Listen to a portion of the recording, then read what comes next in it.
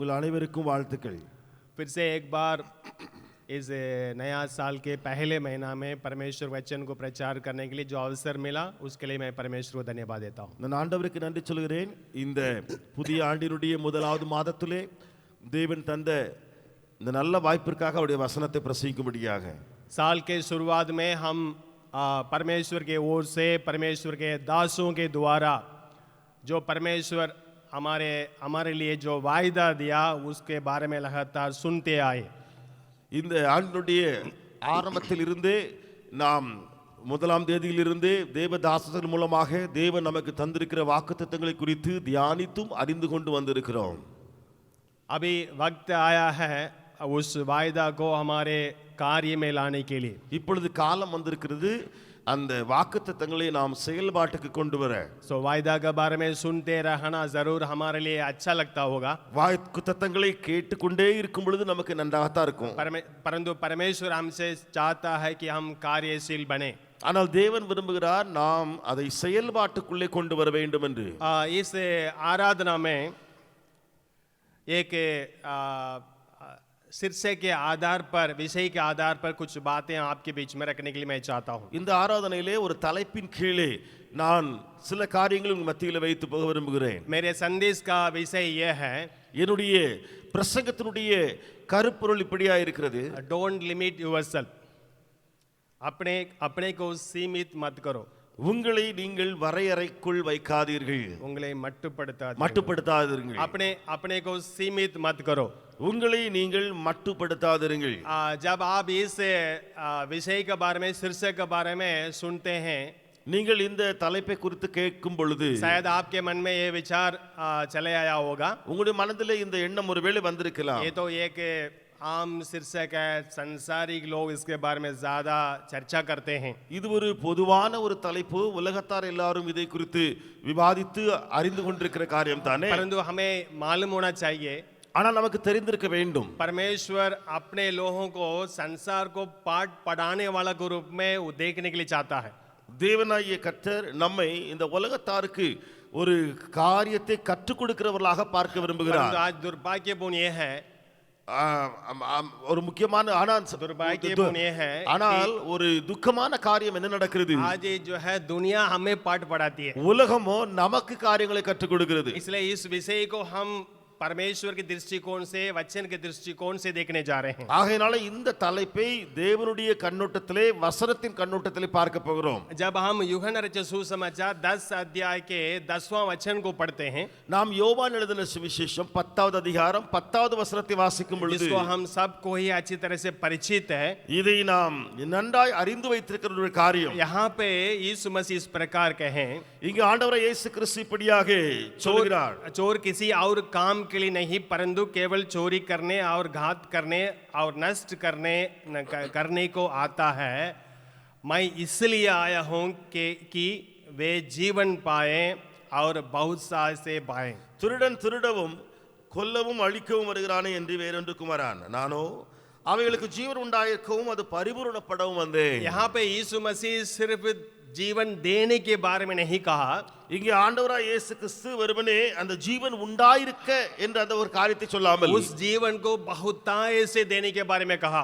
அந்த ஜீவனை அது பரிபூரணப்பட அல்லது பரிபூரணமாய் கொடுக்க விஷயத்தை பேசுகிறார். लाइफ अबंडेंटली, லைஃப் அபண்டன்ட்லி என்று சொல்லி, और इन लाइफ इन फुलनेस, அல்லது லைஃப் இன் ஃபுல்னஸ் என்று சொல்லலாம். उसको हम जो है हिंदी में बहुतायत के जीवन या परिपूर्ण जीवन के रूप में हम जानते हैं. நம்ம இந்தியிலேயோ தமிழிலோ அது ஒரு பரிபூரண மிகுதியான ஒரு வாழ்வு ஜீவன் என்று சொல்லி அறிகிறோம். तो यहाँ यीशु क्या कहने के लिए चाहते हैं, இயேசு என்ன சொல்ல வருகிறார், तो जीवन में अपने आप को सीमित मत रखो, நீ உன்னுடைய வாழ்க்கையை மட்டுப்படுத்தாதே, मैं तुम्हें एक परिपूर्णता में मैं ले जाने के लिए चाहता हूँ. நான் உன்னை ஒரு பரிபூரணத்துக்குள்ளே எடுத்து செல்ல விரும்புகிறேன். उसको प्राप्त करो. அதை எடுத்துக்கொள். इसलिए हम नीति वचन 4 का 18 में पढ़ते हैं. ஆகையால நீதிமொழிகள் 4:18 வாசிக்கிறோம்.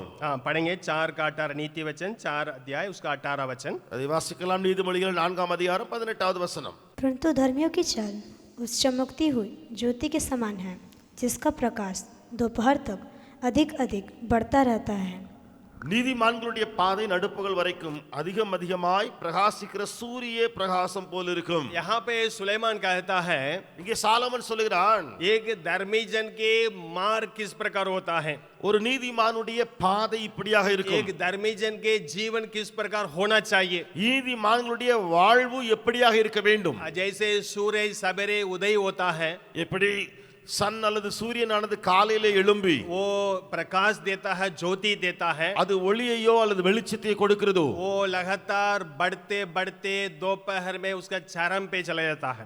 அது அப்படியே பெருகி பெருகி மேலே வந்து வந்து அந்த மத்தியான வேளையிலே முழுவதும் நம்முடைய தலைக்கு மேலே அதிக ஒளி கொடுக்கும். அது அந்த அந்த அதிகமான மேக்ஸிமம் லெவலுக்கு ரீச் ஆயிடும். அது வந்து அதிகமான ஒளியை கொடுக்கக்கூடிய அளவுக்கு அது அந்த மேலே வந்து விடும். which shines brighter and brighter until full day or noon.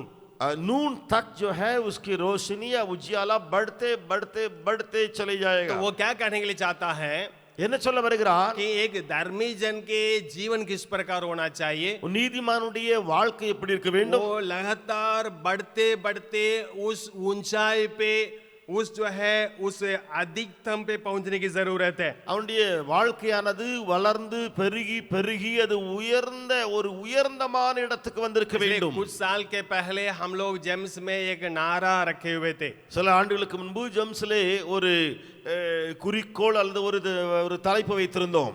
Better bigger higher, better bigger higher என்று சொல்லி வைத்திருந்தோம். और बेहतर बनना है, இன்னும் மேன்மையானதை செய்ய வேண்டும், और जो है बढ़ना है, இன்னும் அதிகமாய் வளர और வேண்டும், ऊंचाई पे पहुंचना है. இன்னும் உயரமான இடத்துக்கு போக வேண்டும். इस बात को ही परमेश्वर जो है नतानिएल से कहा. இந்த காரியத்தை தான் தேவனாய கர்த்தர் நத்தானியேலை பார்த்து சொன்னார். यूहन्ना पहला अध्याय 47 वचन से 50 वचन तक हम पढ़ते हैं. पढ़िए. யோவான் 1ஆம் அதிகாரம் 47ஆம் வசனத்திலிருந்து 50ஆம் வசனம் வரைக்கும் வாசித்து பார்க்கும்போது, यूहन्ना पहला अध्याय 47 वचन से लेकर 50 वचन तक. யோவான் 1:47 இருந்து 50. यीशु ने नतानिएल को अपने ओर आते देखकर उसके विषय पे कहा, देखो ये सचमुच इस्राएली है, इसमें कपट नहीं है. இயேசு நாத்தான்வேலை தம்மிடத்தில் வர கண்டு அவனை குறித்து, இதோ கபடற்ற உத்தம இஸ்ரவேலன் என்றார். 50 वचन दिखाइए. 50வது வசனத்தை பாருங்கள். यीशु ने उसको उत्तर दिया, मैंने जो तुझसे कहा कि मैंने तुझे अंजीर के पेड़ के तले देखा, क्या तू इसलिए विश्वास करता है? तो इससे भी बड़े बड़े काम देखोगे.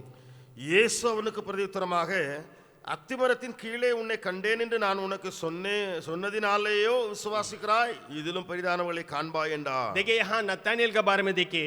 இங்கே நாத்தான்வேலை குறித்து பாருங்கள். फिलिप्पुस जो है उनको यीशु के पास लेकर आ रहा है. பிலிப் என்பவன் நாத்தான்வேலை இயேசுவினிடத்தில் கூட்டி வருகிறான். यीशु उनको देखकर ही कहा, இயேசு நாத்தான்வேலை பார்த்தவுடனே சொன்னார், ये ऐसा इस्राएली है, இவர் அப்படிப்பட்ட ஒரு இஸ்ரவேலன், इनके समान इस्राएल में और कोई व्यक्ति है ही இவனை नहीं, போல வேறு இஸ்ரவேலில் யாருமே இல்லை, जो कपट रहित है. கபடற்றவன் என்று சொல்லும்போது इसको सुन के वो चकित हो गया. இதை கேட்டு அவன் ஆச்சரியப்பட்டான். तो वो पूछ रहा है, அவன் கேட்கிறான், हे प्रभु आप कैसे जानते हैं? ஆண்டவரே நீர் இதை எப்படி அறிவீர்? यीशु उनको उत्तर दे रहा है, இயேசு பிரதியுத்தரமாக, जब तुमने अंजीर के पेड़ के तले ताना तभी मैं देखा.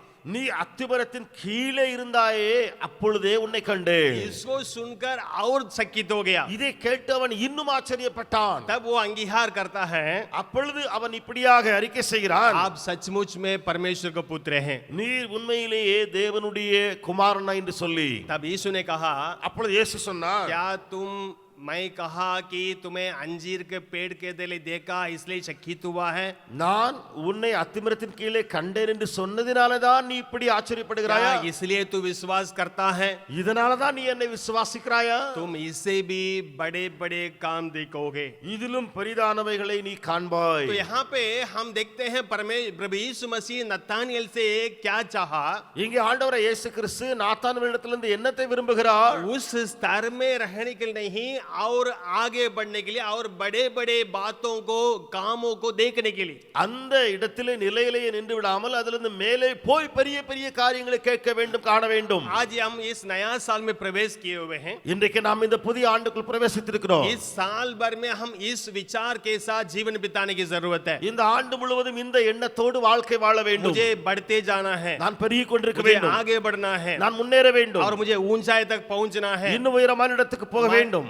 मुझे अपने आप को कभी सीमित नहीं रखना है. என்னை நானே மட்டுப்படுத்த கூடாது. परमेश्वर मेरे लिए जो स्थान तैयार कर रहा है वहां तक मुझे पहुंचना है. தேவன் எனக்காக ஒரு இடத்தை ஆயத்தம் பண்ணியிருக்கிறாரே, அந்த இடத்துக்கு போக வேண்டும். वो विचार इस साल भर प्रतिदिन हमारे साथ होने की जरूरत है. இந்த எண்ணம் ஒவ்வொரு நாளிலேயும் இந்த ஆண்டு முழுவதும் இருக்க வேண்டும். लेकिन आज मसीह लोगों के परमेश्वर लोगों की हालत क्या है मालूम है? ஆனால் இன்றைய கிறிஸ்தவ ஜனங்களுடைய நிலைமை என்ன தெரியுமா? एक परमेश्वर के दास इस प्रकार कहा, ஒரு தேவனுடைய மனிதர் இப்படியாக சொன்னார், 100 लोगों में 85 लोग 100 பேர்ல 85 பேர், यानी 85% मसीह लोग, அதாவது 85 கிறிஸ்தவ சதவீத கிறிஸ்தவர்கள் जिस स्थान को परमेश्वर उनके लिए तैयार कर रखा है, இந்த இடத்தை அவர்களுக்கு என்று சொல்லி ஆயத்தப்படுத்தி வைத்திருக்கிறாரோ ஆண்டவர், उसको प्राप्त नहीं कर पाते हैं. அதை பெற்றுக்கொள்ளாமல் இருக்கிறார்கள். वहां तक वो पहुंच नहीं पाते हैं. அது வரைக்கும் அவர்கள் போக முடியாமல் वो இருக்கிறார்கள். अपने जीवन में विफल हो जाते हैं. அவர்களுடைய வாழ்க்கையிலேயே தோற்றம் அடைகிறார்கள். भले वो शुरुआत बहुत अच्छा से किए होंगे, ஆரம்பம் நன்றாக செய்தாலும், अच्छा से शुरू करके आगे बढ़ रहे होंगे, நன்றாக ஆரம்பித்து முன்னேறினாலும், लेकिन एक वक्त आने के बाद ஒரு காலகட்டத்திலே वे रुक जाते हैं, அவர்கள் நிற்கிறார்கள், अपने को सीमित कर देते தங்களை हैं, மட்டுப்படுத்துகிறார்கள், परमेश्वर के उस स्थान तक पहुंच नहीं पाते हैं. தேவனுடைய அந்த இடம் வரைக்கும் போக முடியாமல் आज இருக்கிறார்கள். परमेश्वर चाहता है இன்றைக்கு தேவன் விரும்புகிறார், हम में से कोई उस प्रकार ना हो. நம்மிலே யாரும் அப்படிப்பட்டவர்களாக இருக்க கூடாது. हम उस 85% के लोगों के झुंड में नहीं, நாம் அந்த 85% கூட்ட ஜனங்களுக்குள்ளே அல்ல, जो 15% लोग जो है उस सीमा तक, उस ऊंचाई तक पहुंचते हैं, उस झुंड में होना चाहिए. 15% மக்கள் அந்த இடம் வரைக்கும் உயர வரைக்கும் போயிருக்கிறார்களே, அந்த கூட்டத்தில் இருக்க வேண்டும். तब आप सोच सकते हैं அப்பொழுது நீங்கள் நினைக்கலாம், क्यों ये 85% लोग जो है परमेश्वर के उस ऊंचाई तक नहीं पहुंच पाते हैं. ஏன் இந்த 85% மக்கள் அந்த தேவனுடைய உயரமான இடத்துக்கு போக उसके முடியவில்லை? लिए क्या कारण है? அதற்கு காரணம் என்ன? आज ये सवेरे के वक्त में இந்த காலை வேளையிலே ये लोग क्यों अपने आप को सीमित रखते हैं, क्यों परमेश्वर के उस स्थान तक नहीं पहुंच पाते हैं? उसका 3 कारणों को मैं बताने के लिए चाहता हूं. ஏன் இந்த ஜனங்கள் தங்களை மட்டுப்படுத்தி இருக்கிறார்கள் அல்லது தேவனுடைய அந்த உயர்ந்த இடத்திலே அவர்கள் போக முடியாது இருக்கிறார்கள்? அதற்கு 3 காரணங்களை நான் சொல்ல हो போகிறேன். सकता है जब आप बाइबल को अध्ययन करते हैं, ஒருவேளை நீங்கள் வேதத்தை தியானிக்கும் போது 3 से अधिक कारण को आप जो है प्राप्त कर सकते हैं. 3 காட்டிலும் அதிகமான காரணங்களை நீங்கள் பெற்றுக்கொள்ள முடியும். परंतु आज इस संदेश में, ஆனால் இன்றைய பிரசங்கத்திலே, मेरे प्रचार में सिर्फ मैं 3 बातों को आपके बीच में रखने के लिए मैं चाहता हूं. என்னுடைய பிரசங்கத்திலே வெறுமனே 3 காரணங்களை சொல்ல போகிறேன். पहला, ஒன்று, முதலாவது, क्यों परमेश्वर के लोग अपने आप को सीमित कर देते हैं? ஏன் தேவ ஜனங்கள் தங்களை தாங்களே மட்டுப்படுத்துகிறார்கள்? परमेश्वर उनके जीवन के प्रति जो योजना रखा है ना, उसको नहीं जानने के कारण, தேவனாய கர்த்தர் அவருடைய வாழ்க்கையில ஒரு திட்டம் வைத்திருக்கிறாரே, அதை அறியாமல் இருப்பதினாலே, परमेश्वर उनके जीवन के प्रति जो मास्टर प्लान रखा है उसको नहीं जानने के कारण, தேவனாய கர்த்தருடைய வாழ்க்கையில ஒரு மாஸ்டர் பிளான் வைத்திருக்கிறாரே, அதை அவர்கள் அறியாமல் இருக்கிறார்கள். हम अक्सर सुने होंगे, विश्वास करते होंगे, அடிக்கடி நாம் கேட்டிருக்கலாம், நாம் விசுவாசித்திருக்கலாம், परमेश्वर हम सबों के जीवन के प्रति एक योजना रखा है, தேவன் நம்ம எல்லாரை குறித்தும் ஒரு திட்டம் வைத்திருக்கிறார், एक उद्देश्य रखा है. ஒரு நோக்கம் வைத்திருக்கிறார். तो उसके साथ ये भी हम सुने होंगे, அதோடு கூட இதையும் நாம் கேட்டிருப்போம், परमेश्वर हमारे जीवन के प्रति தேவன் நம்முடைய வாழ்க்கை குறித்து एक बार में प्रकट नहीं करता है, ஒரே முறை எல்லாவற்றையும் சொல்ல மாட்டார். एक वक्त में एक कदम प्रकट करता है. ஒரு நேரத்துல ஒரு அடியை குறித்து சொல்லுவார். God reveal about our life one step in one time. परमेश्वर एक वक्त में एक कदम के बारे में बताएगा. अक्सर इसको सुने होंगे, அடிக்கடி இதை நீங்கள் கேட்டிருக்கலாம், इसके बारे में विश्वास करते होंगे. இதை குறித்து நீங்கள் விசுவாசிக்கும் इसलिए செய்யலாம். हम परमेश्वर के उस मास्टर प्लान के बारे में जानने के लिए कोशिश किए बिना ऐसे ही जीवन बिताते होंगे. ஆகையினாலே ஒருவேளை நாம் தேவனுடைய அந்த மாஸ்டர் பிளானை குறித்து முயற்சி எடுக்காமலேயே நாம் வாழ்க்கை நடந்து கொண்டிருக்கலாம். भले वो परमेश्वर अपनी योजना को हम हमारे जीवन में किस प्रकार पूरा करेगा हम नहीं जानते होंगे, ஒருவேளை நமக்கு தெரியாது தேவனாகிய கர்த்தர் அந்த பெரிய திட்டத்தை நம் மூலமா எப்படி நிறைவேற்றுவார் என்று. परंतु परमेश्वर उस योजना को जरूर प्रकट करता है। ஆனால் தேவனாகிய கர்த்தர் அந்த மகா பெரிய திட்டத்தை நமக்கு கண்டிப்பாய் வெளிப்படுத்துவார். मैं बाइबल से बहुत जो है उदाहरण को हम देख सकते हैं, मिसाल को मैं देख सकता हूँ। வேதத்திலிருந்து अनेक உதாரணமான சம்பவங்களை நாம் பார்க்க हम முடியும். सबको ही यूसुफ के जीवन के बारे में जानते हैं। நாம் எல்லோரும் யோசேப்பினுடைய வாழ்க்கையை அறிந்திருக்கிறோம். परमेश्वर यूसुफ को एक बड़ा व्यक्ति बनाएगा करके कब प्रकट किया? தேவனாகிய கர்த்தர் யோசேப்புக்கு நான் உன்னை பெரிய மனிதனாக்குவேன் என்று சொல்லி எப்பொழுது வெளிப்படுத்தினார்? क्या वो जब मिस्र देश के प्रधानमंत्री बना तब वो जाना था? அவன் அந்த எகிப்தினுடைய அமைச்சராக இருந்தானே அப்பொழுது தேவன் வெளிப்படுத்தினாரா? वचन क्या कहता है? வசனம் என்ன சொல்கிறது? जब वो नौजवान था, அவன் வாலிபனாயிருந்த போது वो जो है 15-16 उम्र के था, அவனுக்கு வயது 15-16. परमेश्वर उनके स्वप्न के द्वारा प्रकट किया தேவன் அவனுக்கு சொப்பனங்கள் மூலமாக வெளிப்படுத்தினார். उनको किस प्रकार बनाने जा रहे हैं। நான் உன்னை எப்படியாக உருவாக்க போகிறேன். भले उसके राहों को वो नहीं जानते होंगे, ஒருவேளை அவன் அதனுடைய வழி எப்படி இருக்கும் அறியாமல் இருக்கலாம். भले वो ये नहीं जानते होंगे परमेश्वर उन्हें मिस्र देश ले जाएगा, ஒருவேளை இதுவும் தெரியாமல் இருக்கலாம் தேவனாகிய கர்த்தர் அவனை எகிப்துக்கு கொண்டு போவார் என்று. परमेश्वर के तौर तरीका को नहीं जानता होगा, தேவனுடைய வழிமுறைகளை அவன் அறியாமல் இருந்திருக்கலாம். लेकिन वो इतना निश्चय जानता था, ஆனால் கண்டிப்பாய் அவன் இதை அறிந்திருந்தான். परमेश्वर मुझे एक दिन ऐसे ऊंचे स्थान में ले जाएगा, தேவன் என்னை அப்படிப்பட்ட உயர்ந்த இடத்திலே ஒரு நாள் கொண்டு போவார். न केवल मेरे भाई लोग मुझे दंडवत करेंगे, என்னுடைய சகோதரர்கள் என்னை வணங்குகிறது மாத்திரமல்ல, मेरे माता पिता भी आदर सम्मान करेंगे। என்னுடைய பெற்றோரும் என்னை கனப்படுத்தி வணங்குவார்கள். सही बात है ना? இது சரிதானே? मूसा के जीवन को देख लीजिए। மோசேயின் வாழ்க்கையை பாருங்கள். निर्गमन के पुस्तक 3 अध्याय 6 से 10 तक पढ़ेंगे। निर्गमन के पुस्तक 3 अध्याय 6 से 10 वचन तक पढ़ेंगे। யாத்ராகமம் 3வது அதிகாரம் 6 முதல் 10 வசனங்களை வாசித்து பாருங்கள். फिर उसने कहा, मैं तेरे पिता के परमेश्वर अब और अब्राहम का परमेश्वर, इसहाक का परमेश्वर और याकूब का परमेश्वर हूँ। तब मूसा ने जो परमेश्वर की ओर देखने से डरता था अपना मुंह ढांप लिया। பின்னும் அவர் நான் ஆபிரகாமின் தேவனும் ஈசாக்கின் தேவனும் யாக்கோபின் தேவனுமாகிய உன் பிதாக்களுடைய தேவனாயிருக்கிறேன் என்றார். மோசே தேவனை நோக்கி பார்த்து பயந்ததினால் தன் முகத்தை மூடிக்கொண்டார். फिर यहोवा ने कहा, मैंने अपनी प्रजा के लोग जो मिस्र में हैं उनके दुख को निश्चय देखा है और उनकी जो चिल्लाहट परिश्रम करने वालों के कारण होती है उसकी भी मैंने सुना है और उनकी पीड़ा पर मैंने चित्त लगाया है। அப்பொழுது கர்த்தர் எகிப்தில் இருக்கிற என் ஜனத்தின் உபத்திரத்தை நான் பார்த்து ஆலோட்டிகள் நிமித்தம் அவர்கள் இடுகிற குரலை கேட்டேன், அவர்கள் படுகிற வேதனைகளையும் அறிந்திருக்கிறேன். इसलिए अब मैं उत्तर आया हूँ कि उन्हें मिस्रियों के देश से छुड़ाऊं और उस देश से निकालकर एक अच्छे और बड़े देश में जिसमें दूध और मधु की धाराएं बहती है, अर्थात कनानी, हित्ती, एमोरी, जो परिजी, हिब्बी और यबूसी लोगों के स्थान में पहुंच जाऊंगा। அவர்களை எகிப்தின் கைக்கு விடுதலையாக்கவும் அவர்களை அந்த தேசத்திலிருந்து நீக்கி கானானியரும் ஏத்தியரும் எமோரியரும் பெருசியரும் ஏவியரும் எபியூசியரும் இருக்கிற இடமாகிய பாலும் தேனும் ஓடுகிற நலமும் விசாலமுமான தேசத்திலே கொண்டு போய் சேர்க்கவும் இறங்கினேன். 10वां वचन दिखाइए। 10ஆம் வசனத்தை பாருங்கள். इसलिए मैं तुझे फिरौन के पास भेजता हूं कि तू मेरी इस्राएली प्रजा को मिस्र से निकाल ले आए। நீ இஸ்ரவேல் புத்திரராகிய ஜனத்தை எகிப்திலிருந்து அழைத்து வரும்படி உன்னை பார்வோனுக்கு அனுப்புவேன் வா என்றார். देखिए, परमेश्वर मूसा को स्पष्ट रूप से अपनी योजना को प्रकट किया। தேவனாகிய கர்த்தர் மோசேக்கு மிக தெளிவாக தன் திட்டத்தை வெளிப்படுத்தினார். इसको आप जो है परमेश्वर की बुलाहट करके ही कह सकते हैं, இதை நீங்கள் தேவனுடைய அழைப்பு என்றும் சொல்ல या முடியும், परमेश्वर का दर्शन करके कह सकते हैं। அல்லது தேவனுடைய தரிசனம் என்று சொல்லலாம். जिस दिन परमेश्वर ने मूसा से मुलाकात की, எந்த நாளிலே தேவனாய கர்த்தர் மோசே சந்தித்தாரோ, जिस दिन परमेश्वर ने मूसा को दर्शन दिया, எந்த நாளிலே தேவன் மோசேக்கு தரிசனம் தந்தாரோ, उस दिन उनको स्पष्ट रूप से कहा, அந்த நாளிலே மிக தெளிவாய் அவனுக்கு சொன்னார், मैं इसलिए तुम्हें बुला रहा हूँ, நான் உன்னை ஏன் அழைக்கிறேன் என்று मैं தெரியுமா? इसलिए तुम्हें मिस्र देश भेज रहा हूँ, நான் ஆகையினாலே உன்னை எகிப்து தேசத்துக்கு அனுப்புகிறேன். मेरे प्रजा के लोगों को मिस्र देश से छुड़ाना है और जिस देश को मैंने वायदा किया उस देश में पहुंचाना है. என் ஜனங்களை எகிப்திலிருந்து விடுதலை பண்ணி நான் வாக்கு பண்ணியிருக்கிற அந்த தேசத்துக்கு நீ அவர்களை அழைத்து செல்ல வேண்டும்.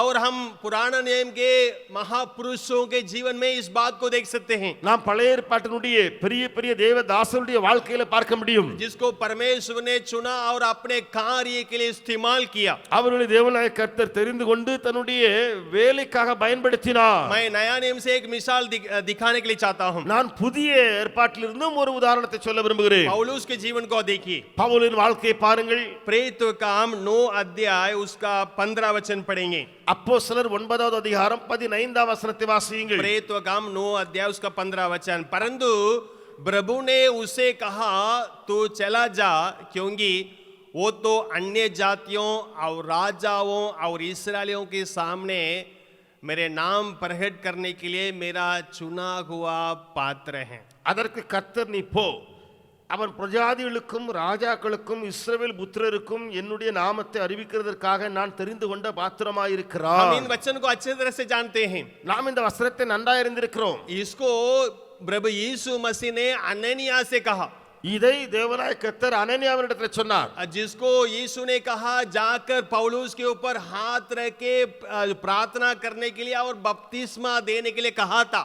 ஆண்டவர் அனனியாவை பார்த்து, நீ பவுலிடத்தில் போய் கையை வைத்து ஜெபித்து நீ பரிசுத்த ஆவியையும் கொடுத்து அதோடு கூட ஞானஸ்நானம் பெறவும் செய். इस वचन को पौलुस और एक बार अपने मुंह से कह रहा है. இதே வசனத்தை பவுல் தன்னுடைய வாயினாலேயே அவன் சொல்லுகிறான். प्रेरितों का 26 अध्याय 16 से 18 वचन पढ़ेंगे. அப்போஸ்தலர் 26வது அதிகாரம் 16ல இருந்து 18 வரை வாசித்து பாருங்கள். परंतु तू उठ, अपने पांवों पर खड़ा हो, क्योंकि मैंने तुझे इसलिए दर्शन दिया है कि तुझे उन बातों का भी सेवक और गवाह ठहराऊं जो तूने देखी है, और उनका भी जिनके लिए मैं तुझे दर्शन दूंगा. இப்பொழுது நீ எழுந்து காலூன்றி நில், நீ கண்டவைகளையும் நான் உனக்கு தரிசனமாகி காண்பிக்கிற போவைகளையும் குறித்து உன்னை ஊழியக்காரனாகவும் சாட்சியாகவும் ஏற்படுத்துவதற்காக உனக்கு தரிசனமானேன். और मैं तुझे तेरे लोगों से और अन्य जातियों से बचाता रहूंगा, जिनके पास मैं अब तुझे इसलिए भेजता हूं. உன் சுய ஜனத்தாரிடத்தினின்றும் அந்நிய ஜனத்தாரிடத்தினின்றும் உன்னை விடுதலையாக்கு. कि तू उनकी आंखें खोले कि वे अंधकार से ज्योति की ओर और शैतान के अधिकार से परमेश्वर की ओर फिरे, कि पापों की क्षमा और उन लोगों के साथ जो मुझ पर विश्वास करने से पवित्र किए गए मीरास पाए.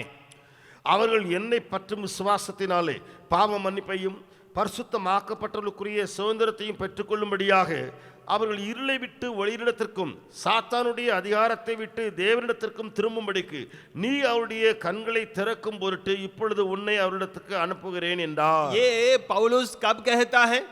இதை பவுல் எப்பொழுது சொல்கிறார்? जिस दिन वो यीशु मसीह का दर्शन पाया, எந்த நாளிலே இயேசு கிறிஸ்துவினுடைய தரிசனத்தை அவன் கண்டாரோ, जिस दिन जो है यीशु मसीह से बुलाहट प्राप्त किया, அல்லது எந்த நாளிலே இயேசுவினிடத்திலிருந்து அழைப்பை பெற்றானோ, उस दिन से लेकर लगभग 20-25 वर्ष के बाद जब अग्रिप्पा राजा के सम्मुख में खड़ा हुआ था, तब उन्होंने कहा. அந்த நாளிலிருந்து கிட்டத்தட்ட 20 வருடங்கள் 25 வருடங்கள் கழிந்த பின்பு அகிரிப்பா ராஜாவுக்கு முன்பதாக நின்றானே, அப்பொழுது தேவன் சொன்னான். उस वक्त में हम क्या देख रहे हैं? அந்த நேரத்தில் நாம் பார்க்கிறது என்ன? परमेश्वर जिन बातों को पौलुस के बारे में अननियास के द्वारा कहा था, தேவனாய கர்த்தர் பவுலை குறித்து அனனியாவினிடத்தில் சொன்னாரே, उन सारी बातें पूरी होते हुए हम देख सकते हैं. அந்த எல்லா காரியங்களும் நிறைவேறுகிறதை நாம் பார்க்க முடிகிறது. परमेश्वर ने कहा, தேவன் சொன்னார், मैं इनको दूर दूर में रहने वाले अन्य जातियों के देश में मैं भेजूंगा।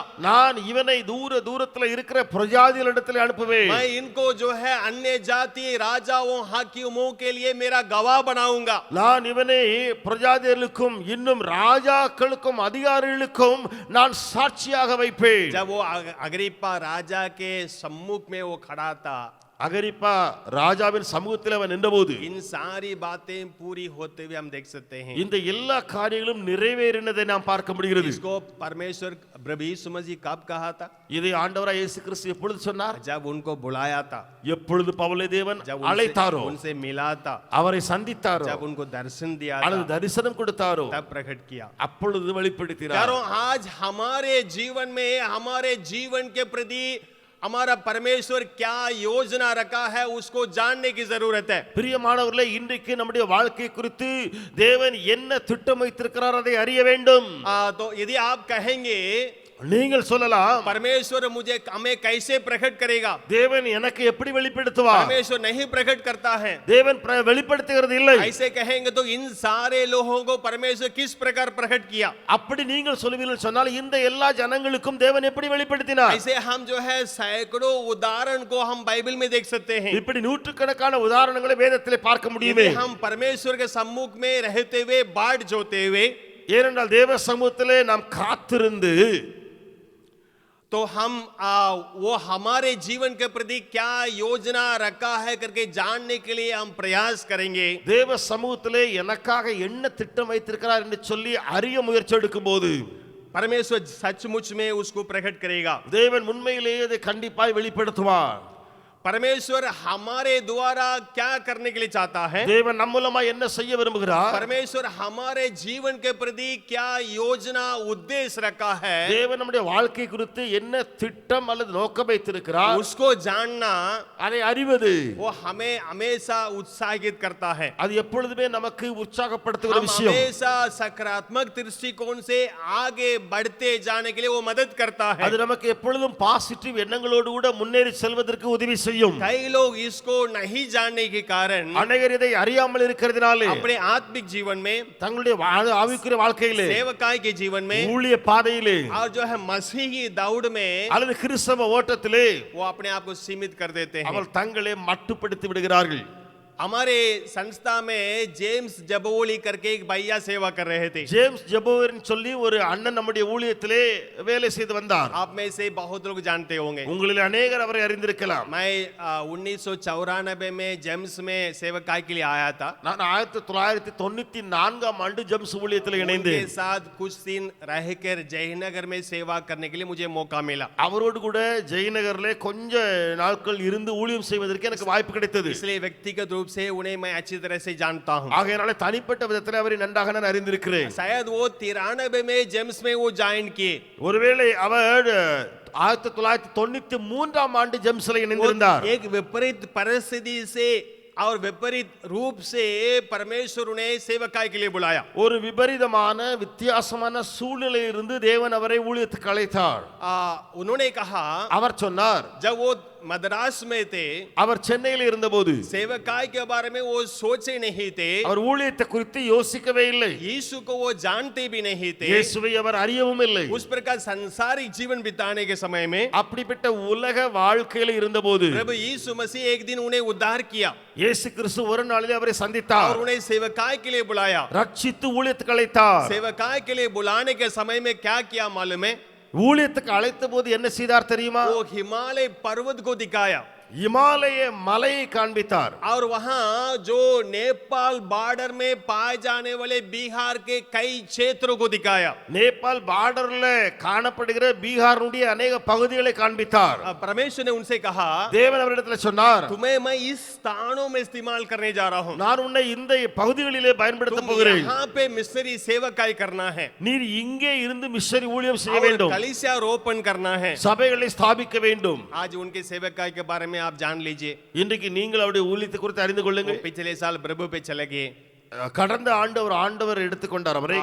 परंतु वो लगभग 30 वर्ष जेम्स में सेवा किया। கிட்டத்தட்ட அவர் 30 ஆண்டுகள் ஜெம்ஸ்ல ஊழியம் செய்தார்கள். 30 साल की सेवकाई को देखेंगे, அந்த 30 ஆண்டு ஊழியங்களை பார்த்தால் जिन जिन जहां में सेवा करने के लिए परमेश्वर ने दिखाया, எந்த எந்த ஊழிய பகுதியிலே தேவன் ஊழியம் செய்ய அழைத்தாரோ वहां उन्होंने जाकर कलीसिया को खड़ा किया। அவர் அங்கே போய் சபைகளை ஸ்தாபிக்க செய்தார். आज भी वो है, இன்றைக்கும் அவைகள் இருக்கிறது. उनके बुलाहट के लिए वो गवाह के रूप में है। அவைகள் அவருடைய அழைப்புக்கு சாட்சியிடுகின்றன. उनके जीवन के प्रति परमेश्वर जो योजना रखा था ना, उस योजना के प्रमाण के रूप में वो पाया जाता है। தேவனுடைய வாழ்க்கையில ஒரு பெரிய திட்டம் வைத்திருந்தாரே, திட்டம் நிரூபிக்கப்பட்டு விட்டது என்ற ஒரு காரியத்தை அறிவிக்கின்றன. वही परमेश्वर को हम भी आराधना करते हैं, विश्वास करते हैं। அதே தேவனை தான் நாமும் ஆராதித்து விசுவாசிக்கிறோமே. वो हम सबों के जीवन के प्रति एक मास्टर प्लान रखा है। நம்முடைய எல்லாருடைய வாழ்க்கை குறித்து ஒரு மாஸ்டர் பிளான் அவர் வைத்திருக்கிறார். उसको जानने के लिए कोशिश कीजिए, அதை அறிந்து கொள்ள முயற்சி எடுங்கள். तब आप कभी भी अपने आप को सीमित नहीं करेंगे, அப்பொழுது ஒருபோதும் உங்களை மட்டுப்படுத்த आप जो மாட்டீர்கள். है आगे बढ़ते जाएंगे। முன்னேறி கொண்டே செல்வீர்கள். दूसरा, இரண்டாவது, क्यों लोग अपने आप को सीमित कर देते हैं? ஏன் ஜனங்கள் தங்களை மட்டுப்படுத்துகிறார்கள்? उसका और एक कारण है, அதற்கு இன்னொரு காரணம் உண்டு. वर्तमान बातों में वे संतुष्ट होकर रह जाते हैं। காரியங்களிலேயே அவர்கள் திருப்தி அடைந்து விடுகிறார்கள். वर्तमान परिस्थिति, वर्तमान उनके स्थिति को देखकर, उनकी बातों को देखकर उसे संतुष्ट होकर रह जाते हैं। தற்போதைய நிலைமையை பார்த்து காரியங்களை வைத்து அதிலேயே திருப்தி அடைகிறார்கள். हम लोग कहते हैं நாம் சொல்லுகிறோம், good is the enemy of the best, कहते हैं good is the enemy of the best. Good is the enemy of best என்று சொல்லுகிறோம். क्या है? அது என்ன அர்த்தம்? अच्छा जो है, अच्छी बात है, நல்ல விஷயங்கள் बेहतरीन के लिए जो है वो दुश्मन है। அது இன்னும் நன்றாய் மேன்மையாய் செய்யக்கூடிய காரியத்துக்கு எதிரிகள். बहुत लोग जो है उस अच्छे स्थान में चले आते हैं, அநேகர் நல்ல இடத்துக்கு வந்துருவாங்க. तो उस अच्छे स्थान में चले आने के बाद, அந்த நல்ல இடங்களுக்கு வந்த பின்பு, अच्छे स्थिति में चले आने के நல்ல बाद நிலைமைக்கு வந்த பின்பு संतुष्ट होके திருப்தி அடைந்து रह जाते हैं, நின்று இருந்து விடுவார்கள். उससे उत्तम बातों को प्राप्त करने से वंचित हो जाते हैं। அதை விட மேன்மையான காரியங்களை அவர்கள் பெற்றுக்கொள்ளாமல் போகிறார்கள். इसको हम जो है दर्शाने के लिए एक शब्द प्रयोग करेंगे तो, இதை நாம் வெளிப்படுத்த ஒரு வார்த்தையை பயன்படுத்துவோம் என்றால், अंग्रेज में वो एक शब्द है कॉम्प्लेसेंट। ஆங்கிலத்திலே காம்ப்ளசன்ஸ் என்று சொல்லுவார்கள். उसका जो है वो डिक्शनरी में उसका परिभाषा देखेंगे, उसका अर्थ को जानने के लिए कोशिश करेंगे। டிக்ஷனரியிலே அதனுடைய மொழிபெயர்ப்பு என்ன, அர்த்தம் என்ன சொல்லி முயற்சி எடுப்போம். उसके इस प्रकार लिखा हुआ है, அதுல இப்படியாக எழுதப்பட்டிருக்கிறது. जरूर लंबी चौड़ी बात है, அது நீண்டமான ஒரு காரியம் தான். उसको संक्षिप्त में कहेंगे அதை சுருக்கமாக சொன்னால் सेल्फ सेटिस्फाइड। Self satisfied. जो व्यक्ति अपने आप में संतुष्ट होके, अपने स्थिति में, वर्तमान बातों में संतुष्ट होके रह जाता है, उसको कहते हैं। எந்த ஒரு மனிதன் தற்போது இருக்கிற சூழ்நிலையில நிலைமையில திருப்தி அடைந்து இருந்து விடுகிறானோ அந்த காரியம். क्यों वे लोग जो है उस उत्तम स्थान तक नहीं पहुंच पाते हैं? ஏன் அவர்கள் இன்னும் மேன்மையான இடத்துக்கு போக முடியவில்லை? परमेश्वर जो उनके प्रति जो मास्टर प्लान रखा है, उस ऊंचाई तक क्यों नहीं पहुंच पाते हैं? தேவன் அவர்களுக்கு சொல்லி மாஸ்டர் பிளான் வைத்திருக்கிறாரே, அந்த உயர்ந்த இடத்துக்கு ஏன் போக முடியவில்லை? उस महिमा के ऊपर महिमा प्राप्त करने के उस महिमामय स्थान तक क्यों नहीं पहुंच पाते हैं? மகிமை மேல மகிமை அடையக்கூடிய உயரமான ஸ்தலங்களுக்கு ஏன் போக முடியவில்லை? थोड़ा दूर आने के बाद கொஞ்ச தூரம் வந்து விடுவார்கள், उसमें संतुष्ट हो जाते हैं। அதிலேயே திருப்தி அடைந்து விடுவார்கள். लेकिन पौलुस इसलिए कहता है, ஆகையினாலே பவுல் சொல்லுகிறார், फिलिपियों के पत्री பிலிப்பியர்களின் நிருபம் 3 अध्याय 12 से 15 वचन तक, 3வது அதிகாரம் 12 15 வசனம் வரைக்கும். ये मतलब नहीं कि मैं पा चुका हूं या सिद्ध हो चुका हूं, पर उस पदार्थ को पकड़ने के लिए दौड़ा चले जाता हूं जिसके लिए मसीह यीशु ने मुझे पकड़ा था। நான் அடைந்தாயிற்று அல்லது முற்றும் தேர்ந்தவனானேன் என்று எண்ணாமல், கிறிஸ்து இயேசுவினாலே நான் எதற்காக பிடிக்கப்பட்டனோ அதை நான் பிடித்துக் கொள்ளும்படி ஆசையாய் தொடர்கிறேன். हे भाइयों, मेरी भावना ये नहीं कि मैं पकड़ चुका हूं, परंतु केवल ये एक काम करता हूं कि जो बातें पीछे रह गई है उनको भूलकर आगे की बातों की ओर बढ़ता हुआ। சகோதரரே, அதை பிடித்துக் கொண்டேன் என்று நான் எண்ணுகிறதில்லை, ஒன்று செய்கிறேன், பின்னானவைகளை மறந்து முன்னானவைகளை நாடி निशानी की ओर दौड़ा चला जाता हूं ताकि वो इनाम पाऊं जिसके लिए परमेश्वर ने मुझे मसीह यीशु में ऊपर बुलाया। கிறிஸ்து இயேசுவுக்குள் தேவன் அழைத்த பரம அழைப்பின் பந்தய பொருளுக்காய் லக்கை நோக்கி தொடர்கிறேன். देखिए यहाँ पौलुस कहता है இங்கே பவுல் சொல்லுகிறார், ये जो है बहुत ही एक जो है हमें जाना माना एक वचन है. இது நாம் மிகவும் அறிந்து வைத்திருக்கிற வசனம். यहाँ पौलुस क्या कहता है? இங்க பவுல் என்ன சொல்லுகிறார்? थोड़ा याद कीजिए கொஞ்சம் அதை நினைவு கூறுங்கள். जो मैं पिछले बिंदु में कहा, पौलुस के जीवन के प्रति परमेश्वर प्रभु यीशु मसीह अपने योजना प्रकट किया था. நான் கடந்த பாயிண்ட்ல சொன்னேன், தேவனாய கர்த்தர் பவுலுடைய வாழ்க்கை குறித்து தன்னுடைய திட்டத்தை வெளிப்படுத்தினார். उसके बारे में वो कहता है, அதை குறித்து அவர் சொல்லுகிறார், मैं ये नहीं कहता हूं मैं पकड़ चुका हूं, நான் அடைந்தாயிற்று என்று சொல்கிறதில்லை, मैं पा चुका हूं, அல்லது பெற்றுக்கொண்டேன் என்று சொல்கிறதில்லை. परंतु एक काम करता हूं. ஆனால் நான் ஒன்றை செய்கிறேன். क्या करता हूं? நான் என்ன செய்கிறேன்? उस निशाने की ओर पीछे बीती हुई बातों को भूलते हुए आगे की ओर देखते हुए निशाने की ओर लक्ष्य की ओर चला जाता हूं. நான் பின்னானவைகளை மறந்து முன்னானவைகளை நாடி கிறிஸ்து இயேசுவின் அழைத்த பந்தய பொருளுக்காக நான் லக்கை நோக்கி ஓடுகிறேன். जब हम इस वचन को पढ़ते हैं ना, இந்த வசனங்களை வாசிக்கும் போது हम बिल्कुल हैरान हो जाते हैं. நாம் முழுவதும் தொந்தரவாகி விடுகிறோம்.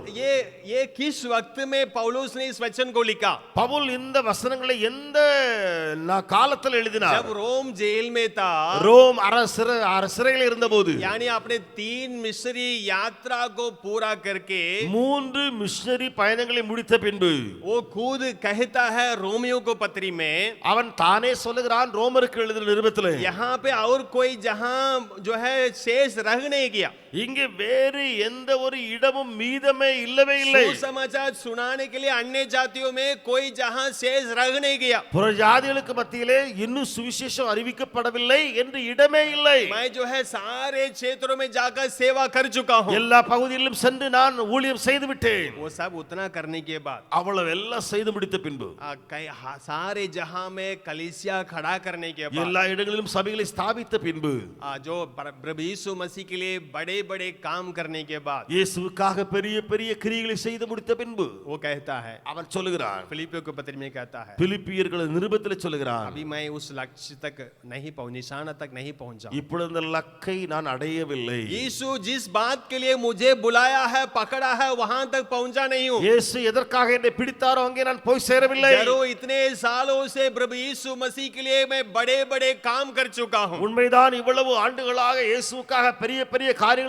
செய்திருக்கிறேன். यीशु मसीह मुझे एक जबरदस्त इस्तेमाल किया. இயேசு கிறிஸ்து என்னை மிக வலுவாக பயன்படுத்தினார். ये सच है, मेरे समान दुनिया में ऐसा कोई सेवक नहीं रहा होगा. ஒருவேளை இப்படிப்பட்ட என்னை போன்ற ஊழியர் இந்த உலகத்தில் இல்லாமல் இருக்கலாம். வேறு वो जो है मैं जो सबसे बड़ा, सबसे जो है श्रेष्ठ प्रेरित पौलुस पत्रस से मैं कम नहीं हूं.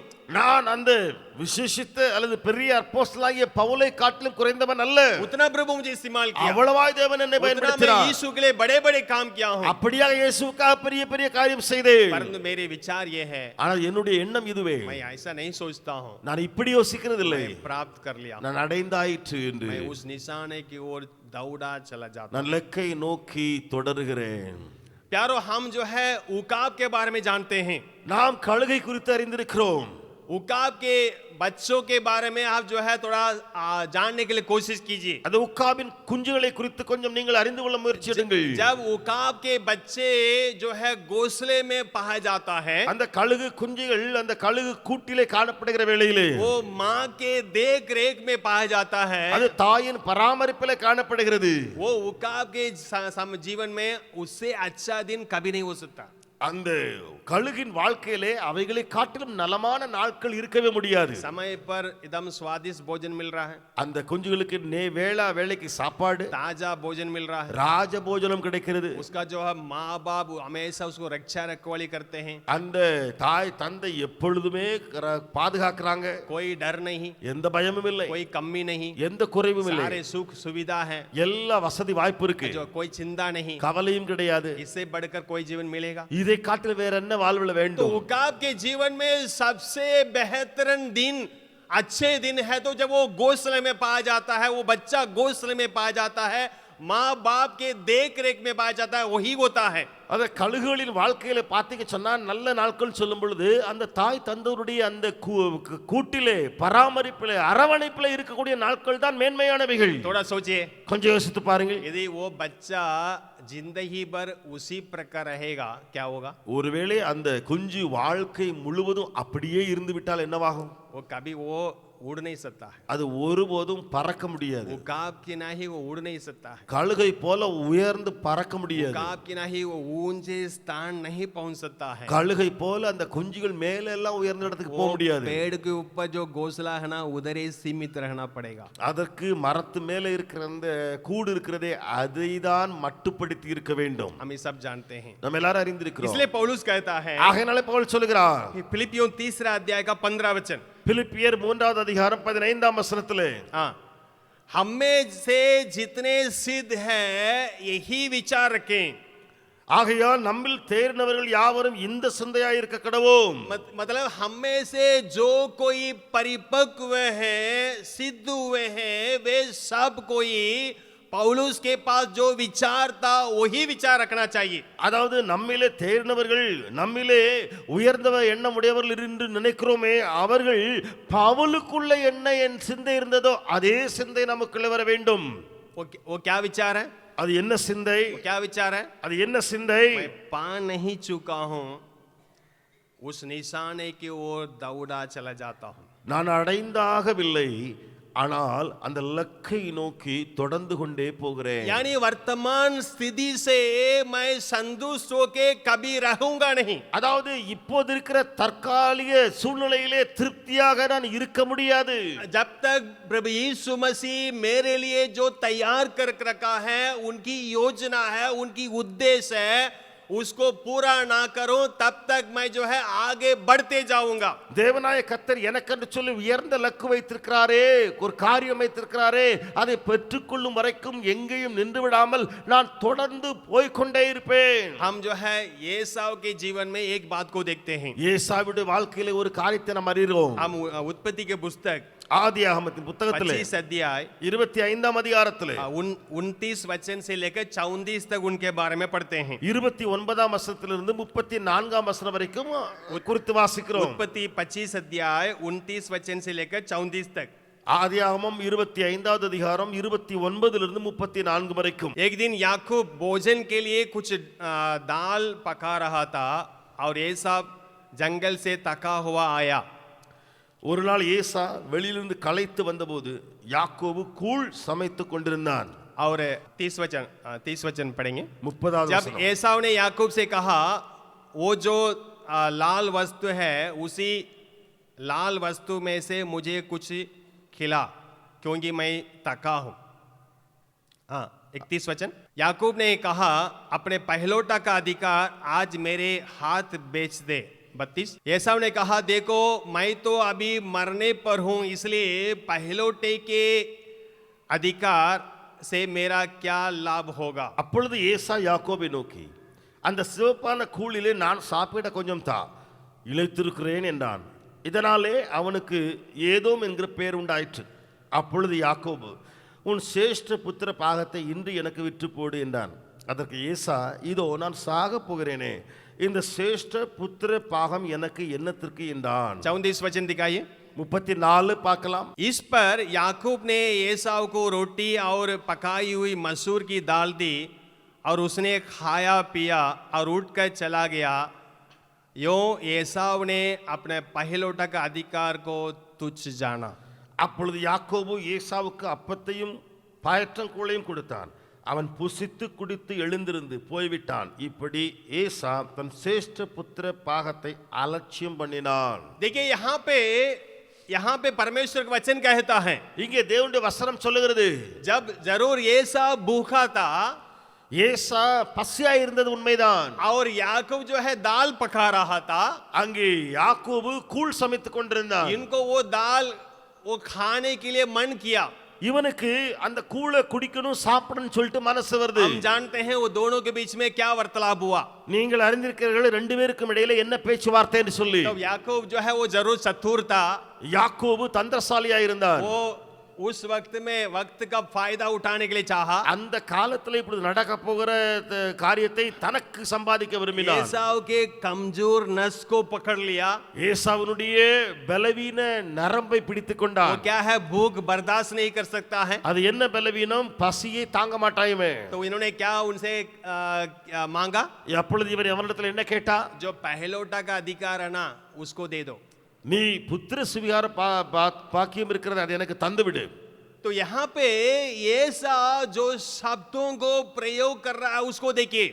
இங்கே ஏசா பயன்படுத்துகிற வார்த்தைகளை கொஞ்சம் பாருங்கள். वो क्या कहता है, அவன் என்ன சொல்லுகிறான்? अभी मैं भूखे मरने जा रहा हूँ। நான் இப்பொழுது பசியிலே சாகிறேனே. तो ये पहलोटा अधिकार को मैं रखे क्या करूंगा? तो புத்திர பாகத்தை வைத்துக்கொண்டு நான் என்ன செய்ய यहाँ போறேன்? ऐसाव के जीवन में क्या देखते हैं, ஏசாவுடைய வாழ்க்கையில நான் பார்க்கிறது वो என்ன? अपने वर्तमान परिस्थिति को केवल जो है वो ध्यान किया। அவன் தன்னுடைய இப்போது இருக்கிற சூழ்நிலையிலேயே கவனம் வைத்திருக்கிறான். वो इस बात पे वो ध्यान नहीं दिया, அவன் இந்த காரியத்திலே கவனம் வைக்காமல் போனான். परमेश्वर उनको किस प्रकार का आशीष को रखा है। தேவன் அவனுக்கு பின்னாலே என்ன ஆசீர்வாதம் வைத்திருக்கிறார் என்று. ये पहलोटा के रूप में जन्म लेना परमेश्वर की इच्छा थी। மூத்த குமாரனாக பிறப்பது தேவனுடைய சித்தமாய் இருந்தது. तो पहलोटा का अधिकार परमेश्वर के द्वारा मिलने वाले जो है आशीष था। அந்த புத்திர பாகம் இருக்கிறதே அல்லது மூத்த குமாரனுடைய காரியம் அது தேவனிடத்திலிருந்து வருகிற ஆசீர்வாதமாய் இருந்தது. वो इस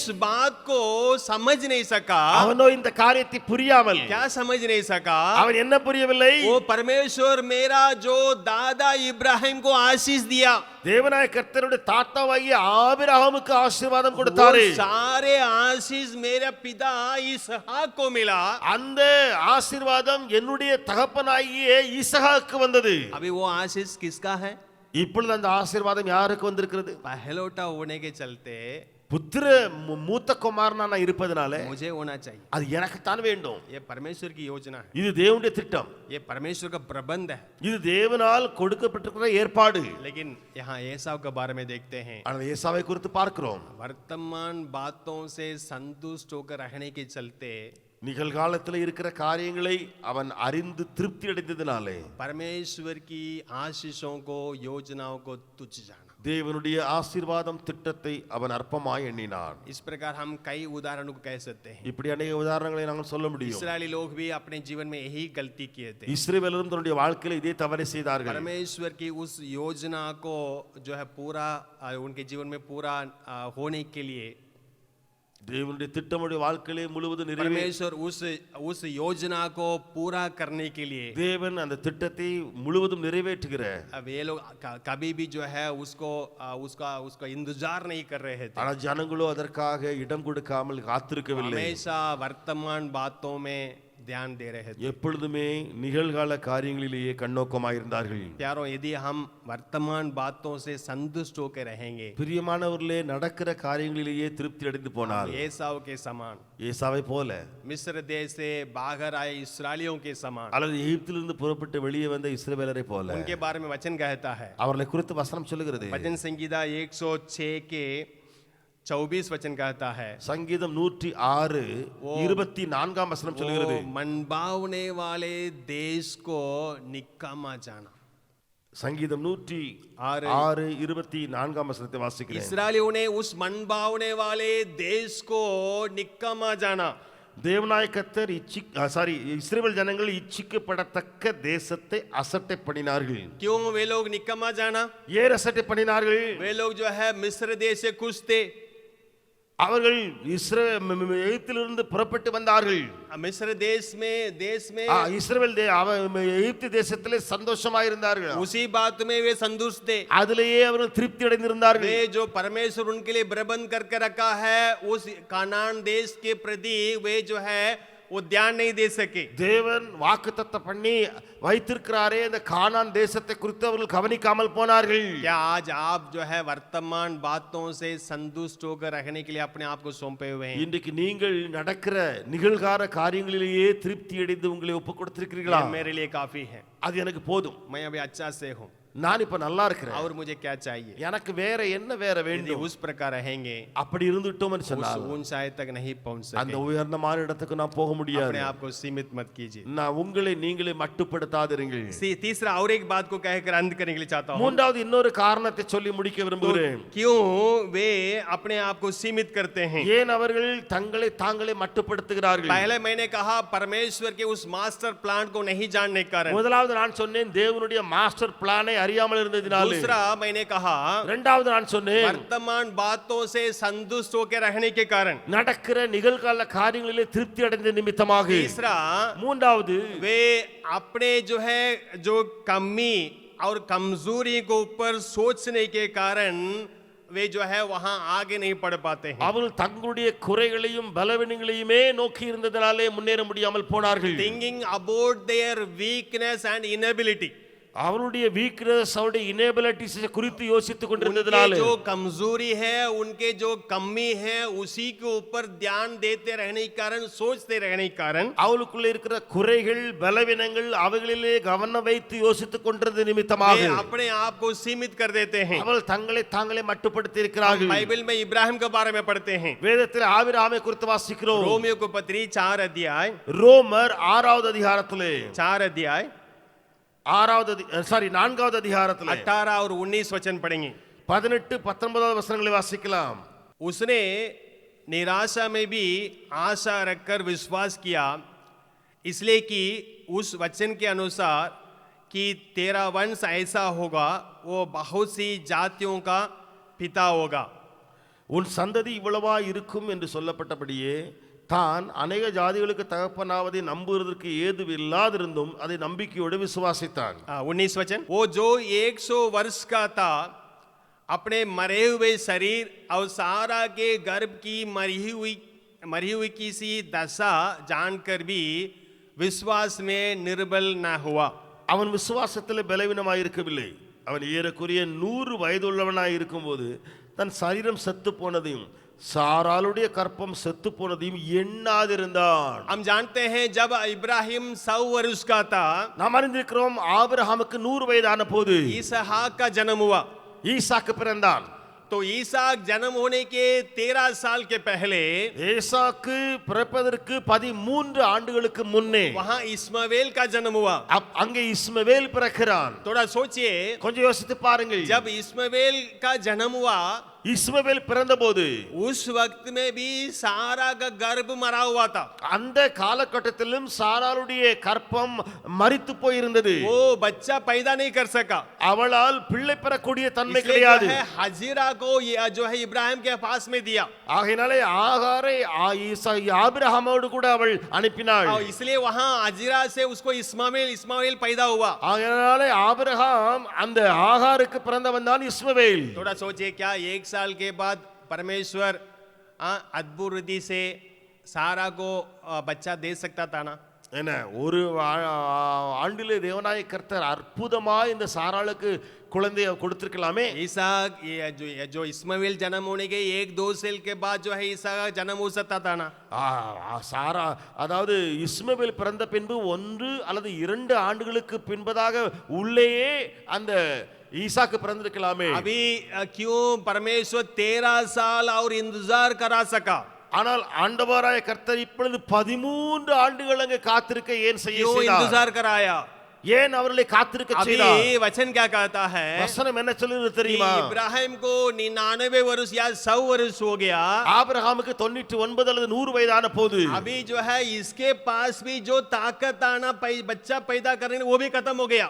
அப்பொழுது இவனுக்குள்ளே இருந்த அந்த பலமும் போக பிள்ளையை கொடுக்கக்கூடிய அந்த பலமும் அவன் இழந்து விட்டான். ये सारा के समान इसकी परिस्थिति हो गई। சாராளை போல ஆபிரகாமுடைய நிலைமை மோசமாயிடுச்சு. लेकिन वचन क्या कहता है? வசனம் என்ன சொல்லுகிறது? वो अपने कमजोरियों पर वो ध्यान नहीं दिया। ஆபிரகாம் தன்னுடைய பலவீனத்தை குறித்து எண்ணாதிருந்தான். 19 वचन बहुत सुंदर है, कैसे पढ़ेंगे?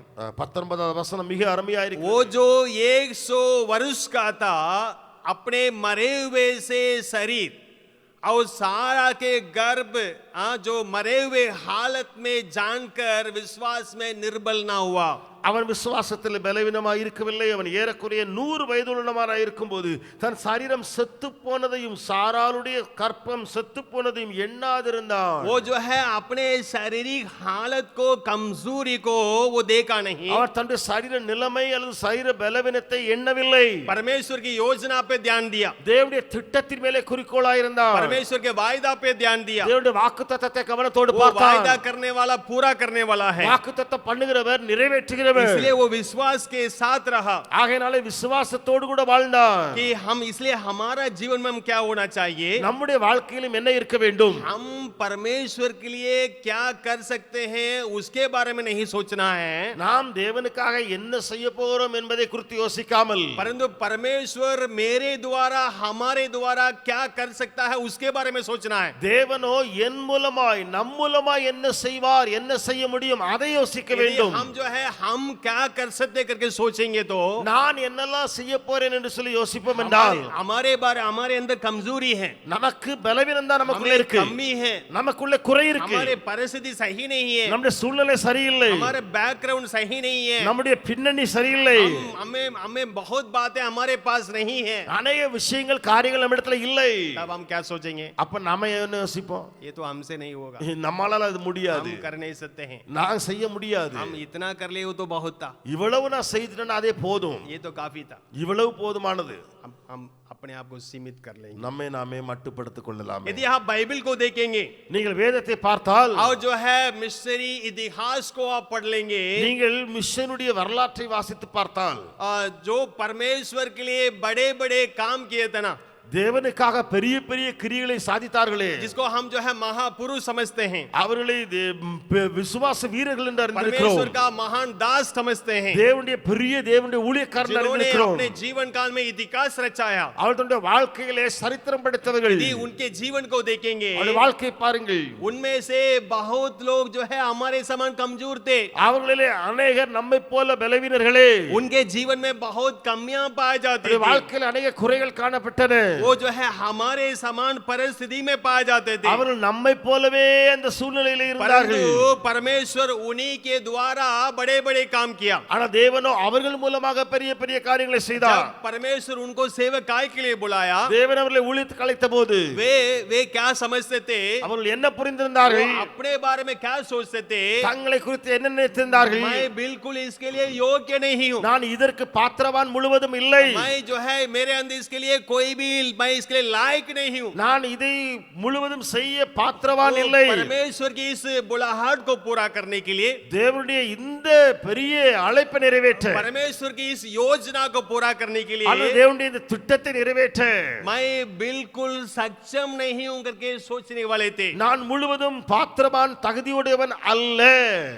आप यिर्मयाह को देख लीजिए, எரேமியாவை பாருங்கள். जब परमेश्वर यिर्मयाह को बुलाया, தேவன் எரேமியாவை அழைத்த போது सिर्फ भविष्यवक्ता के रूप में नहीं बुलाया, தீர்க்கதரிசியாக மாத்திரம் அழைக்கவில்லை, जाति जातियों का भविष्यवक्ता के रूप में बुलाया. ஜாதிகளுக்கு எல்லா ஜாதிகளுக்கும் தீர்க்கதரிசியாக एक அழைத்தார். इंटरनेशनल सेवकाई के लिए बुलाया. ஒரு இன்டர்நேஷனல் ஊழியத்துக்காக அழைத்தார். तब वो जो है खुश होना चाहिए था ना. அப்பொழுது அவனுக்கு சந்தோஷம் தானே வந்திருக்க வேண்டும். आजकल बहुत सारे सेवक लोग हैं, இப்படிப்பட்ட अनेक उनका ஊழியக்காரர்கள் உண்டு. मन जो है हमेशा विदेश जाने के लिए मन हमेशा तत्पर रहता है. அவருடைய மனசு பிடிக்கும் துடிக்கும் வெளிநாட்டுக்கு போகணும்னு சொல்லி. परमेश्वर ही रास्ता खोल रहा है. ஆனா தேவனே அங்கே अरे வழியை भैया, திறக்கிறார். तुम्हें इंटरनेशनल मिनिस्ट्री के लिए बुलाया. எப்பா உன்னை இன்டர்நேஷனல் ஊழியத்துக்கு पूरा அழைக்கிறேன், दुनिया घूमते रहो. உலகத்தை சுத்தி சுத்தி வா. वो खुश होना चाहिए. அவனுக்கு சந்தோஷம் தானே हम வந்திருக்க लोग வேண்டும். रहते तो जश्न मनाए होते, நாம் இருப்போம் என்று சொன்னால் பயங்கரமாய் சந்தோஷப்பட்டு களி கொண்டிருப்போம். लेकिन ये यिर्मयाह क्या कहा था, ஆனா எரேமியா என்ன சொன்னா? प्रभु मैं बच्चा हूँ, मैं ஆண்டவரே बोलना நான் नहीं சிறு जानता। பையனா இருக்கிறேன், मैं बोलना भी नहीं जानता हूँ. நான் பேச அறியாதவனாய் இருக்கிறேன். मूसा को देखिए, மோசே பாருங்கள், जब परमेश्वर, हमने देखा कैसे परमेश्वर उनको दर्शन दिया, उनको बुलाया. நாம் பார்த்தோம் தேவனாய கர்த்தர் எப்படி அவனை தரிசனம் கொடுத்து அவனை அழைத்தார் என்று. जब परमेश्वर अपनी योजना को प्रकट किया उनके जीवन के प्रति, தேவனுடைய வாழ்க்கை குறித்து தன்னுடைய திட்டத்தை வெளிப்படுத்தின போது उनको किस प्रकार इस्तेमाल करने जा रहे हैं, किस काम के लिए भेजने जा रहे हैं, அவனை எந்த விதத்துக்கு பயன்படுத்தி எந்த ஊழியத்துக்காக அனுப்ப போகிறார் என்று तब मूसा ने क्या कहा? அப்பொழுது மோசே சொன்னபோது சொன்னான், प्रभु ये तो योजना तो बड़ी अच्छा है, ஆண்டவரே உம்முடைய திட்டம் நன்றா இருக்குது, ये तो सही है, சரிதான், आप तो कर सकते हैं, நீர் செய்ய முடியும், पर हम नहीं कर सकते, ஆனா என்னால முடியாது, किसी और को भेज दीजिए। வேற யாரையாவது அனுப்பும். उसका क्या कारण बता रहा है? அதற்கு காரணம் என்ன சொல்கிறான்? मैं बोलने में निपुण नहीं हूँ। நான் மந்த வாயுடையவன், பேச அறியாதவன். आपने कहा तू जाकर फिरौन से बातचीत करो, நீ சொன்னீர் போய் பார்வோனிடத்தில் பேசு என்று. आपने कहा कि तू इस्राएलियों से बोलो, आपके परमेश्वर इब्राहिम के परमेश्वर, इसहाक के परमेश्वर, याकूब के परमेश्वर मुझको दर्शन दिया। நீர் சொன்னீர் போய் அங்கே இஸ்ரவேல் ஜனத்திலே போய் சொல்லு என்று சொல்லி, ஆபிரகாமின் தேவன் ஈசாக்கின் தேவன் எனக்கு தரிசனமானார் என்று சொல்லு என்று சொல்லி. तो हमको तो मैं तो बोलने के लिए तो नहीं जानता हूँ, बोलने में निपुण नहीं हूँ, ஆனால் நானும் பேச அறியாதவன், அதிலே मैं कैसे जाकर करूँगा? நான் போய் எப்படி ஆண்டவரே சொல்லுவேன்? So many servant of God whom God used mightily in the Bible as well as in the mission history, mission history हो या परमेश्वर की बाइबल हो, परमेश्वर के दास जिनको परमेश्वर ने बड़े बड़े मात्रा में इस्तेमाल किया, when they were called by God, जब वे परमेश्वर से बुलाए गए, they felt they were inadequate. जब उन्होंने महसूस किया कि वे योग्य नहीं हैं, मैं सक्षम नहीं हूँ, நான் இதற்கு பாத்திரவான் அல்ல, मैं योग्य नहीं हूँ। நான் பாத்திரவான் அல்ல.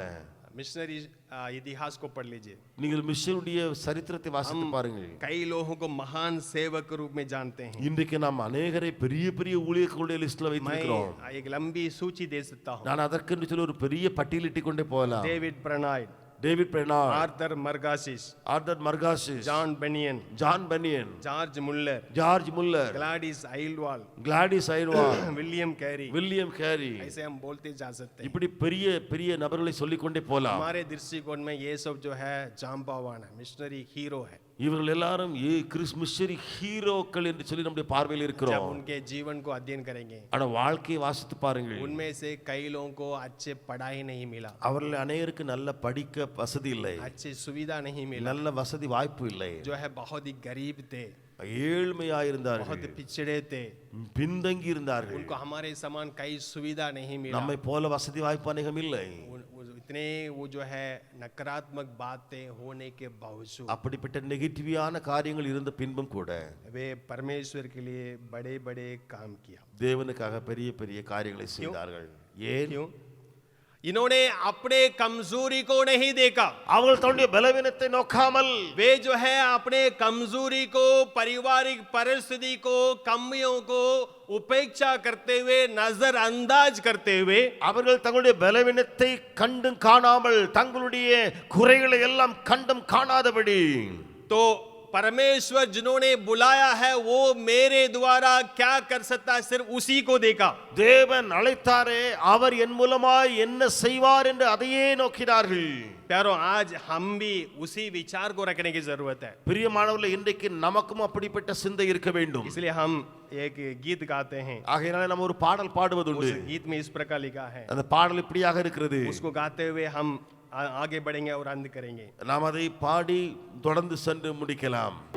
तो ये जो है परमेश्वर की सेवकाई हम अपने योग्यता से, अपने क्षमता से करने वाला नहीं है।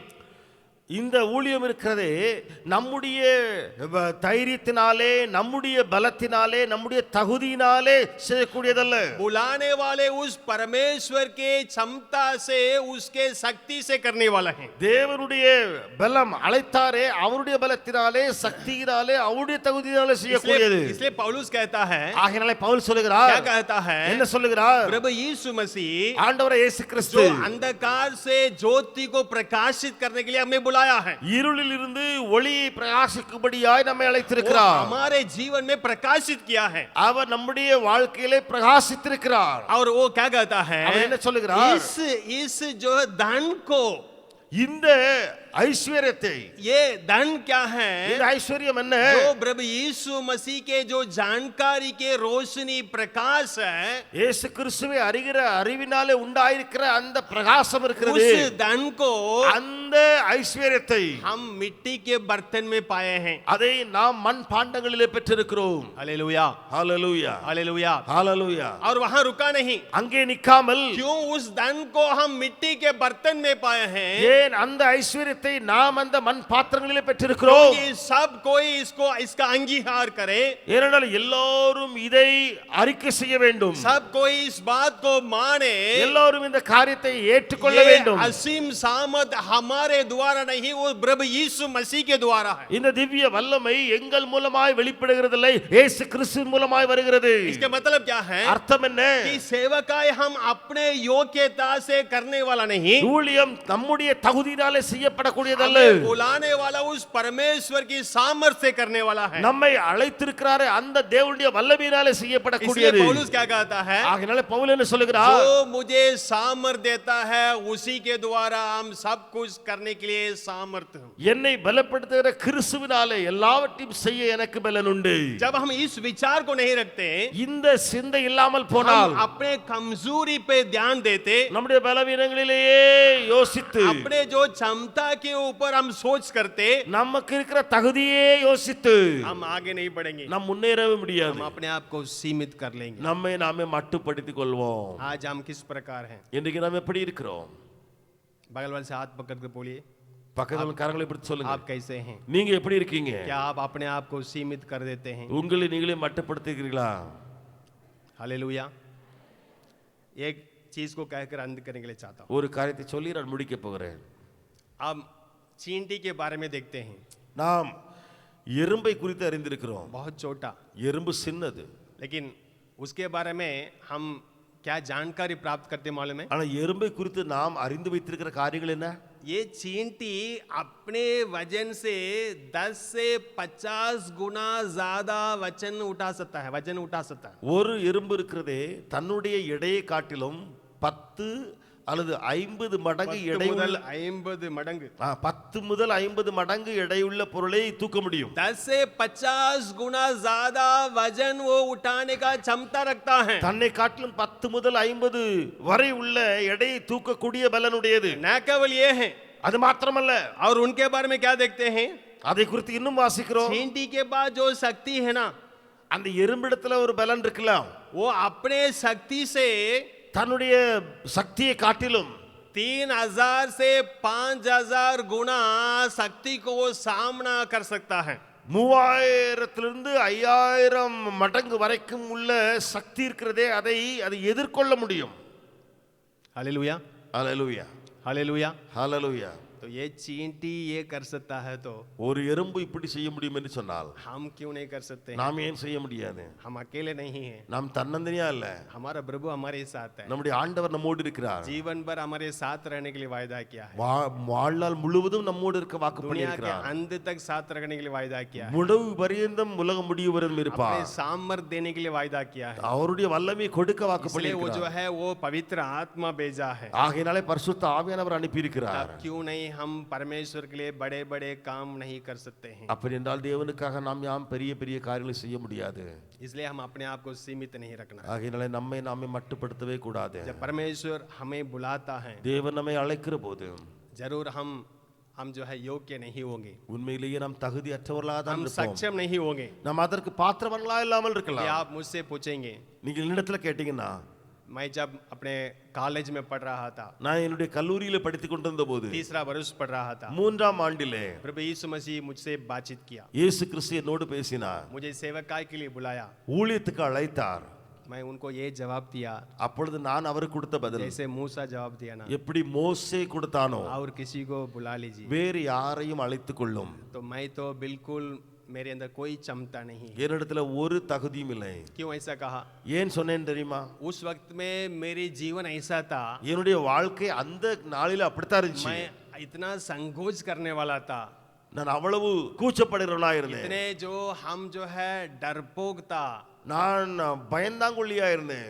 तो मंच पे कुछ इनाम पाने के लिए जाने से भी मेरा पैर थरथराता था। நான் பரிசு வாங்குவதற்கு மேடைக்கு போகும்போது கூட என்னுடைய கால் நடுக்க उतना பிடிக்கும். ताकतवान था। அவ்வளவு பலசாலியா इसलिए இருந்தேன். मैं प्रभु से कहा ஆண்டவரிடத்துல ஆகையினால सेवा சொன்னேன், कार्य के लिए कोई भी खूबी मेरे पास नहीं है। இதற்கு ஒரு திறமை என்னிடத்துல இல்ல मंच ஆண்டவரே. पे खड़ा रहना पड़ेगा, बोलना पड़ेगा, மேடையில் நிக்கணும், பேசணும், அந்த ஊழியத்தை செய்யும் போது ये सब मेरी वश की बात नहीं। இது எனக்கு பிடிக்காத, எனக்கு முடியாது இந்த वो காரியம். छोड़ दीजिए। என்னை விட்டு விடும் ஆண்டவரே. लेकिन प्रभु मुझे छोड़ा नहीं, அல்ல கர்த்தரோ விட்டு விடாமல் मेरे पीछे पड़े रहा। எனக்கு பின்னாலே இருந்தார். 2 साल मेरे पीछे पड़े रहा। 2 ஆண்டுகள் எனக்கு பின்னாலே வந்தார். 94 में मुझे जबरदस्त यहाँ पे लेकर आया। 94ஆம் ஆண்டு பிடித்து என்னை கொண்டு வந்தார். आज मैं यहाँ खड़ा हूँ, இன்னைக்கு நான் இங்க நிற்கிறேன். मेरे क्षमता पे भरोसा रख के नहीं, என்னுடைய தகுதியை நம்பி அல்ல, जिन्होंने बुलाया है उनके क्षमता पे सामर्थ्य पे भरोसा करते हैं। யார் அழைத்தாரோ அவருடைய தகுதி, அவருடைய பலத்தை நம்பி நிற்கிறேன். वो साधारण लोगों के द्वारा असाधारण काम करने वाला है। சாதாரண ஜனங்கள் மூலமாய் அசாதாரணமான கிரியை वो செய்கிறவர். मेरे द्वारा बड़े बड़े काम करेगा उस विश्वास के साथ। என் மூலமாய் பெரிய பெரிய காரியம் செய்வார் என்ற விசுவாசத்தோடு,